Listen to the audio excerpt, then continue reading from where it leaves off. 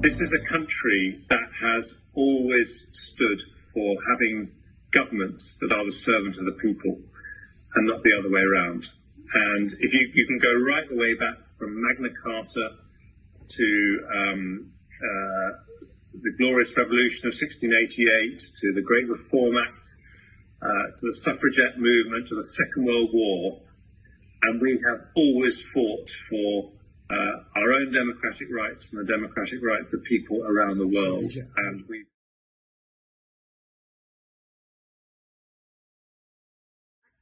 So those kinds of areas we're going to need to have very, very close cooperation going forward.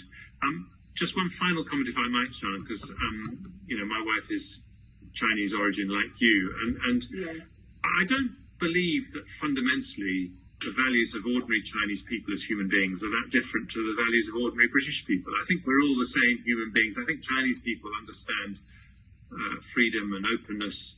The difference in values or approach is that we believe that openness and freedom and democracy isn't just a luxury.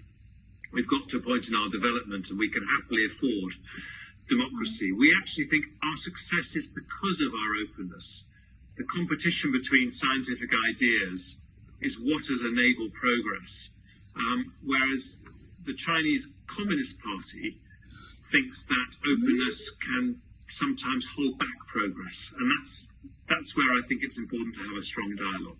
Thank you so much, Jeremy, and thank you. State, when he came on a visit to the UK when I was Foreign Secretary, I sat next to his then Chief of Staff, General John Kelly, at a dinner at Blenheim Palace. And I said, tell me about the President's Day. And he said, well, he doesn't usually get into work in the Oval Office until between 11 and 12. I said, what? The leader of the free world, he's got to arrive a little bit before that. He said, no, he's sitting in his private quarters, watching CNN, watching Fox News, tweeting.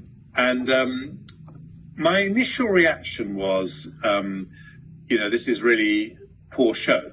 And you'd think a busy man like the President of the United States would have lots of important meetings to go to.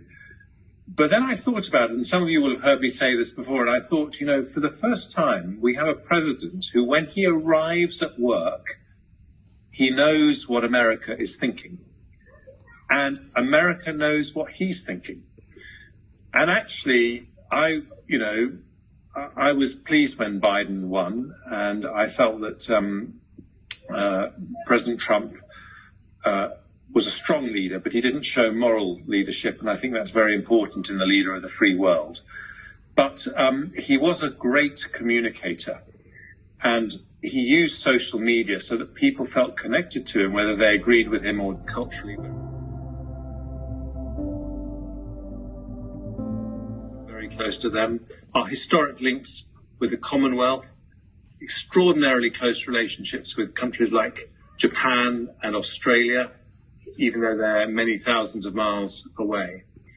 And this puts us in a position to be, if you like, the invisible chain linking together the democracies of the world, and making sure that we come up with a really smart way to avoid a Cold War with China, which I don't advocate, but make sure that we are wary and prepared for whatever challenges happen in the century ahead.